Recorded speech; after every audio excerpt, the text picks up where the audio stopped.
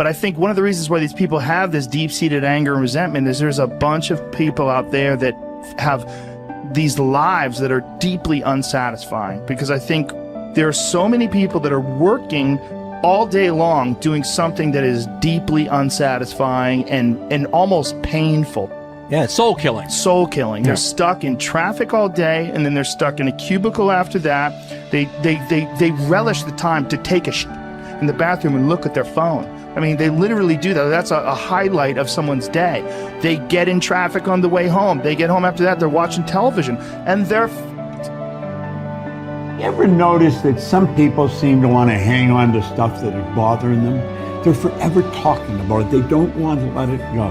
They've had a failure at something and it's dwelling. I can't get over it. They just can't get over it. Or somebody said something nasty to them. They don't want to let it go.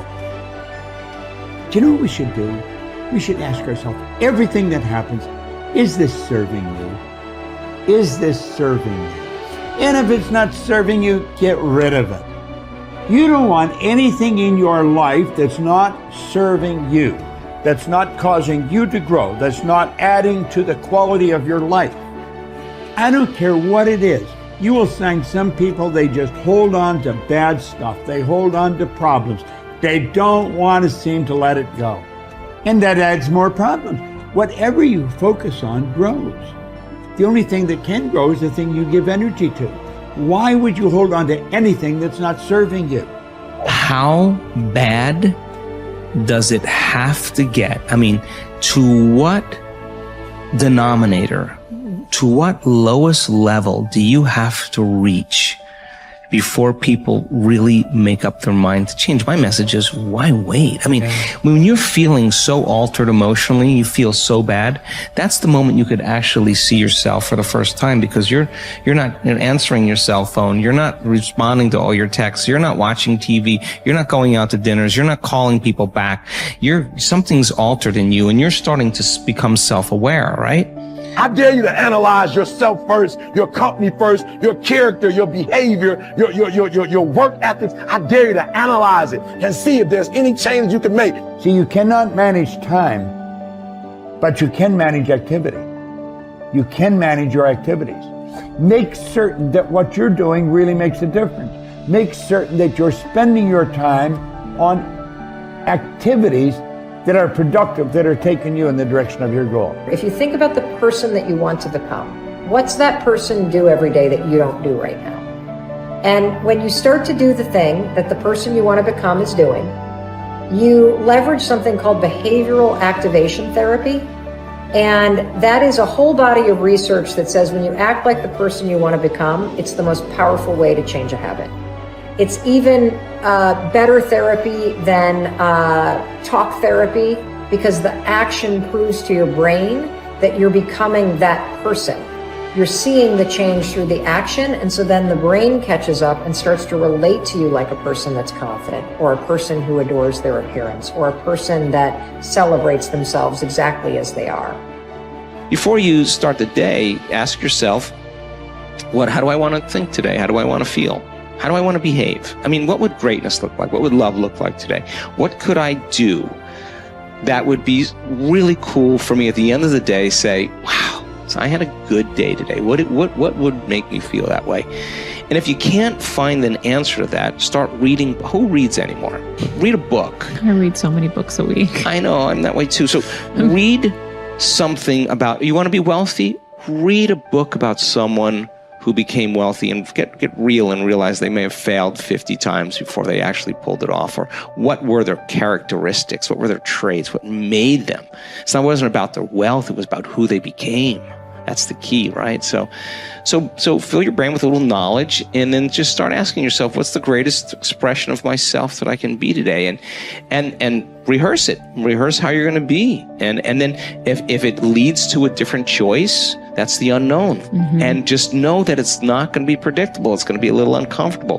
That's where the magic happens. If you can stay relaxed and awake in the unknown, things get pretty exciting. When you're back to the known, you're back to the familiar. Don't expect anything to change in your life. And if you say it's that person or that circumstance, you defaulted and went back to the program of the victim, allowing your outer environment controlling your thoughts and feelings. If you truly do this well, This is what I discovered. If I truly feel the feelings of my future before they occur, and I live in that state, I'm no longer looking for it to happen. How could I look for it if I feel like it already has, right? So I try to stay in that state, because then I'm not separate from it. And that tends to be when the magic happens. There's no control anymore. There's no predicting. There's no perfectionism. There's none of. All there is just kind of an experiment. Like, I'm experimenting to see if I changed my thoughts and feelings, if my life will change. And that should be the experiment everybody has. And do it with curiosity, and do it with just seeing if the experiment works. If it doesn't, change something else about yourself until it starts to work. Deciding who are we going to be. You know, we shouldn't hope to end up one day a magnificent, strong, beautiful, capable, kind, loving person. We should start living like that today, hopefully, so that we become that. That who we become is not an accident, but hopefully a purposeful intent. That our days and how we approach our days are literally driven by the intention of who we're going to bring. That we bring our character into each of the circumstances of our lives, and by doing that, maybe we can't always direct every circumstance of our life. We can't control everything, but we can certainly control our responses to them. We can certainly dictate who we're going to be in those circumstances, and that helps us achieve our ultimate destiny that we desire, not one that just lands on us. I think the other thing that really comes to people's into their power is when they really discover that, you know, each of our days is something that we can also design. Not just design who you're going to be. How are you going to design your day? What's this day going to be about? What's going to get your attention? What's going to get your focus? And what should not be getting your focus is just your inbox, or just what I call browser blackout, clicking around on all these blue links or images, or swiping here and swiping there, and then losing 4 or 5 hours of your day. Because what ends up happening for so many people is they lose 2 or 3 hours to distraction each day, maybe 4 hours of distraction of television a day. And over the course of their lives, now a decade is gone of opportunity, a decade of missed opportunities to connect with your family, to achieve your dreams, to work a little harder, to contribute that thing you always contribute, to learn that skill that you wanted to learn. Like, we have to decide on our days. We have to design them. We have to wake up and decide what this day is going to be about, what's going to get done, what's going to deserve our focus, who will we reach out to, instead of just responding to everybody else's needs. Look back over your life and ask yourself, what activities, behaviors, or decisions have been most responsible for my success in life to date? You will probably find that less than 5% of the things that you have said or done have accounted for most of the success you have enjoyed. You may find that it was your unique ability to solve a particular kind of problem or to take advantage of a particular type of opportunity. You may find that your special talent was an interpersonal skill that enabled you to influence and persuade other people at a particular time and place. You may find, on analysis, that it was an ability to take charge and accept responsibility for accomplishing a particular goal. Whatever has been responsible for your successes in life to date may be a good indication what you should be doing in the future. Analyze your work based on the measure that I call return on energy. Leaders in every field deliberately apply their talents and energies where they can achieve their greatest return on the amount of energy, mental, emotional, and physical, that they invest in any endeavor. They refuse to take on jobs or work in areas where they cannot perform at exceptional levels. They treat themselves as valuable resources, and they spend their energies very carefully. One of the questions that you might continually ask yourself is this the best possible use of my time and energy?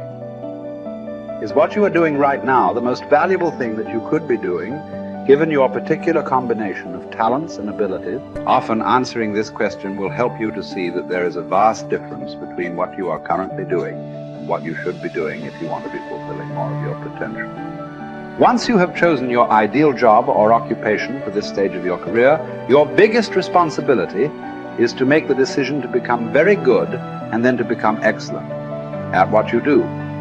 In a lengthy study on successful Americans, the Gallup organization discovered that expertise, or being recognized by your peers as one of the very best in your field, was one of the essential ingredients for success in American life. We said before that self-confidence comes from positive knowing rather than positive thinking. It is only when you know that you are outstanding in your chosen field that you really feel terrific about yourself, and that you enjoy high levels of self-confidence. Men and women who are good at what they do and who know that they are good at what they do are very different from those who are only average. They walk and talk and dress and behave differently. They have an attitude of assurance and certainty about themselves that causes them to stand out in any group. They have a deep down sense of self-worth and self-confidence that is evident to everyone around them. The quality of a person's life is in direct proportion to their commitment to excellence, no matter what their chosen field.